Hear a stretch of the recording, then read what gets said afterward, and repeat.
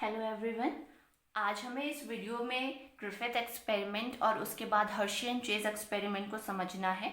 Griffith experiment आपके DNA की search के लिए सबसे पहला एक्सपेरिमेंट है और ultimately DNA act as a genetic material ये प्रूफ हुआ था हर्शी एंड चेज के एक्सपेरिमेंट के साथ। सो हम स्टार्ट करेंगे ग्रिफिथ एक्सपेरिमेंट से। ग्रिफिथ एक्सपेरिमेंट के लिए दूसरा नेम आपको ट्रांसफॉर्मिंग प्रिंसिपल मिलेगा। ग्रिफिथ एक्सपेरिमेंट में जो साइंटिस्ट थे उन्होंने जिस बैक्टीरिया के ऊपर काम किया था वो स्ट्रेप्टोकोकस निमोनी है। स्ट्रेप्टोकोकस निमोनी आपका स्फेरिकल बैक्टीरिया होता है and it is responsible for causing pneumonia. ये आपको दो स्ट्रेन में मिलेगा, S strain and R strain. S आपका स्टैंड करता है स्मूथ के लिए and R for the rough. S strain में जो कॉलोनीज हैं वो स्मूथ होंगी, शाइनी होंगी, साथ ही साथ यहाँ पे कैप्सूल प्रेजेंट होगा। But in the case of R strain जो कॉलोनीज हैं वो डल हैं और यहाँ पे जो कैप्सूल होता है वो एब्सेंट होता है। आपको सिर्फ इतना इंपॉर्टेंट पॉइंट ध्यान रखना है, जो कैप्सूल है it is responsible for the virulent nature of the bacteria. अगर आप किसी बैक्टीरिया में, अगर हम यहाँ पे एस स्ट्रेन की बात करें तो जो स्मूथ स्ट्रेन है वो आपका इन्फेक्शन कॉज कर पाता है because of the presence of the capsule. Otherwise अगर कैप्सूल एब्सेंट है तो इन्फेक्शन कॉज नहीं होगा। हम सबसे पहले स्टार्ट करते हैं इसको समझना। ग्रिफिथ ने सबसे पहले क्या किया, उन्होंने एस स्ट्रेन लिया। एस स्ट्रेन को उन्होंने माइस में इंजेक्ट किया और माइस में इंजेक्ट करने के बाद उनको आउटकम मिला डेथ, यानी कि जो माउस था उसकी डेथ हो गई। हम इसका रीजन जानते हैं बिकॉज एस स्ट्रेन क्या कंटेन करता है, S strain contain capsule and capsule is responsible for the virulent nature of the bacteria. Second उन्होंने क्या किया, एक आर स्ट्रेन लिया यानी कि रफ स्ट्रेन, उसको किस में इंजेक्ट किया, माइस के अंदर, एंड जो उनको रिजल्ट मिला वो था लिविंग, यानी माउस को कोई प्रॉब्लम यानी कोई इन्फेक्शन नहीं हुआ। रीजन फिर से, आर स्ट्रेन यानी रफ स्ट्रेन, और रफ स्ट्रेन में क्या चीज प्रेजेंट नहीं होती, कैप्सूल प्रेजेंट नहीं होता, उसकी वजह से कोई भी वायरुलेंस आपको देखने को नहीं मिली। फिर उन्होंने एस स्ट्रेन लिया और इस स्ट्रेन को उन्होंने हीट किल किया। हीट किल करने के बाद उन्होंने इसको माइस में इंजेक्ट किया और उन्हें जो रिजल्ट मिला वो था लिविंग। दैट मीन्स अगेन जो माउस था उसको कोई भी इन्फेक्शन नहीं हुआ। फिर उन्होंने लास्ट में एक एस स्ट्रेन लिया जिसको उन्होंने हीट किल किया था। फिर उसी एस स्ट्रेन को उन्होंने आर स्ट्रेन के साथ मिक्स करके आपके माइस के अंदर इंजेक्ट किया और माउस के रिजल्ट में आपको क्या मिला, माउस की डेथ हो गई, यानी आपका जो माउस था इट डाइड।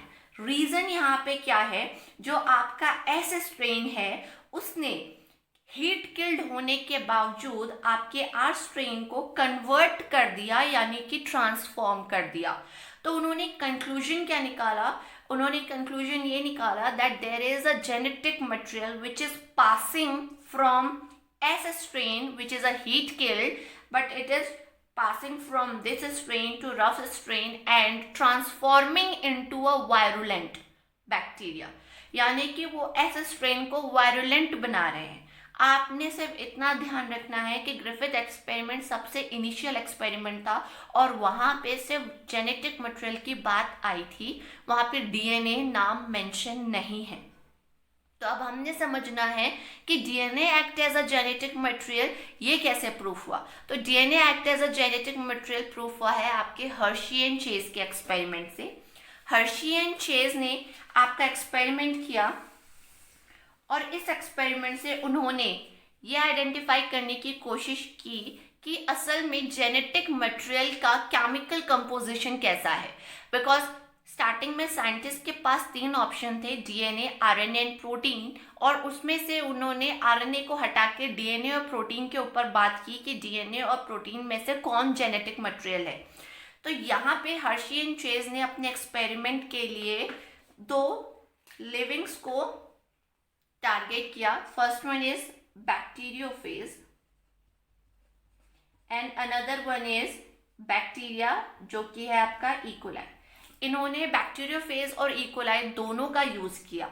बैक्टीरियोफेज में आपको सिर्फ दो कंपोनेंट मिलेंगे। फर्स्ट वन है उसका प्रोटीन कोट, यानी ये जो कैप्सिड पार्ट होता है ये किसका बना होता है, ये आपका बना हुआ होता है प्रोटीन का।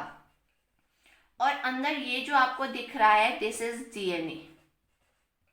यानी बैक्टीरियोफेज में आपको दो चीजें मिलेंगी, प्रोटीन एंड डीएनए। डीएनए आपके हेड के अंदर वाले पोर्शन में होगा, जबकि प्रोटीन आपकी होल कवरिंग को बनाता है, यानी कैप्सिड को बनाता है। अब हम इससे आगे बढ़ेंगे। उन्होंने अपने एक्सपेरिमेंट में क्या किया, उन्होंने दो रेडियो एक्टिव आइसोटोप्स का यूज किया। वो दो रेडियो एक्टिव आइसोटोप्स कौन से हैं? Phosphorus 32 and sulphur 35। फॉस्फोरस 32 से उन्होंने लेबल किया डीएनए को, क्योंकि डीएनए कंटेन करता है फॉस्फोरस। हम जानते हैं फॉस्फोडाइस्टर बॉन्ड होता है डीएनए के बीच में, तो वहां पे फॉस्फोरस को उन्होंने रेडियो एक्टिवली आइसोटोप से क्या कर दिया, लेबल कर दिया। और इससे उन्होंने किसको लेबल किया है? प्रोटीन को। अगर मैं आपसे कहूं कि हमने सल्फर की लेबलिंग की है, तो हमें समझ में आता है कि सल्फर की लेबलिंग की वजह से कौन सी चीज लेबल हुई होगी? प्रोटीन वाला पार्ट। और अगर हम बोलेंगे फॉस्फोरस की लेबलिंग हुई है, तो उसका मतलब कौन सा वाला पार्ट लेबल हुआ है? डीएनए वाला पार्ट। तो उन्होंने एक्सपेरिमेंट को दो पार्ट में कंडक्ट किया। सबसे पहले उन्होंने क्या किया, फर्स्ट उन्होंने फॉस्फोरस से क्या कर दिया, आपके डीएनए की लेबलिंग कर दी। तो मैं सबसे पहले क्या कर रही हूँ, डीएनए को हाईलाइट कर रही हूँ ताकि आपको ये पता चल जाए कि यहाँ पे डीएनए को हमने फॉस्फोरस 32 से क्या कर रखा है, लेबल कर रखा है ये। ओके, अब सेकंड वाले में उन्होंने क्या किया, सल्फर की लेबलिंग कर दी। दैट मीन्स कौन सा वाला पोर्शन आपका लेबल हो गया है? This one, this highlighted portion, ये लेबल हुआ है। कौन सा पार्ट लेबल नहीं हुआ? अंदर का डीएनए। क्यों? क्योंकि हमने अभी सिर्फ सल्फर की लेबलिंग की है। इसके बाद उन्होंने क्या किया, दोनों बैक्टीरियोफेज को इकोलाइट प्रोवाइड करवा दिया ताकि ये क्या कर सके, इन्फेक्शन। इन्फेक्शन में क्या होगा, जो बैक्टीरियोफेज है वो इकोलाई को इन्फेक्ट करेगा, और इन्फेक्शन के टाइम पे जो आपका डीएनए होता है वो हेड से इकोलाई के साइटोप्लाज्म में ट्रांसफर हो जाता है। तो ये दोनों केस में हुआ होगा। बट इस केस में क्या हुआ, आपका डीएनए लेबल था। तो मैं अगेन दिखा रही हूँ, ये जो आपका रेडियो एक्टिवली लेबल डीएनए है वो पास ऑन हो गया है, जबकि यहाँ पे कौन सी चीज लेबल हो रखी है, सिर्फ और सिर्फ आपका प्रोटीन का कोड।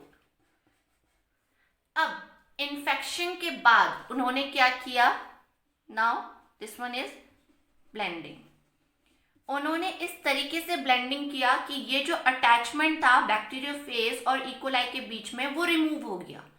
इस अटैचमेंट के रिमूव हो जाने के बाद आपको क्या दिखा, आपने देखा कि ये जो डीएनए था रेडियो एक्टिवली लेबल वो तो यहाँ पे है, और यहाँ पे क्या लेबल था, आपका प्रोटीन का कोड, वो बाहर वैसे का वैसा ही रह गया है। क्योंकि आपके इकोलाई के अंदर तो सिर्फ एक ही चीज ट्रांसफर होती है, और वो क्या है, आपका जेनेटिक मटेरियल। अब हम इसको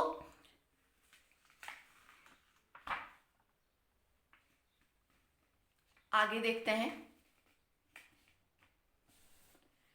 अब देखिए, अब इसके बाद क्या हुआ, जब ये डीएनए यहाँ पे इकोलाई के अंदर एंटर कर गया, सेम यहाँ पे डीएनए इकोलाई के अंदर एंटर किया, बट यहाँ पे वो रेडियो एक्टिवली लेबल है और यहाँ पे नहीं है। उसके बाद उन्होंने सेंट्रीफ्यूगेशन किया। लास्ट सेंट्रीफ्यूगेशन के टाइम पे आपके दो पार्ट निकल कर आते हैं। ये नीचे जो है इसको हम पैलेट बोलते हैं, और ये जो आपको ऊपर लिक्विड पार्ट मिलेगा वो होता है आपका सुपरनेटेंट। सेम कहानी यहाँ पे, ये है आपका पैलेट और ये है आपका सुपरनेटेंट। जब ये डीएनए जो लेबल हो रखा था ये आपका सेंट्रीफ्यूगेशन में आता है, तो आपको रेडियो एक्टिविटी पैलेट में मिलती है। कहाँ पे मिलती है? पैलेट में। क्यों? क्योंकि आपका डीएनए इकोलाई के अंदर एंटर हो चुका है और वो इकोलाई यहाँ पे पैलेट की फॉर्म में क्या होता है, सेडिमेंट हो जाता है। लेकिन यहाँ पे तो जो पैलेट है उसके अंदर जो डीएनए गया था वो रेडियो एक्टिवली लेबल है ही नहीं, तो रेडियो एक्टिविटी उन्हें कहाँ देखने को मिलती है, सुपरनेटेंट में।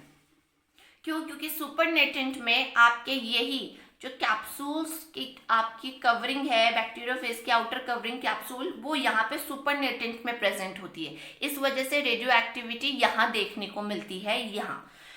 अब हम इससे क्या प्रिडिक्ट कर पाते हैं? इससे हमें ये पता चलता है कि आपके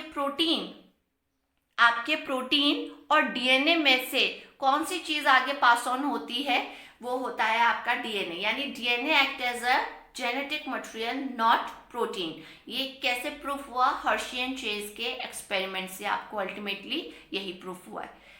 thank you so much class, I hope आपको ये समझ में आया हो। Thank you for your support.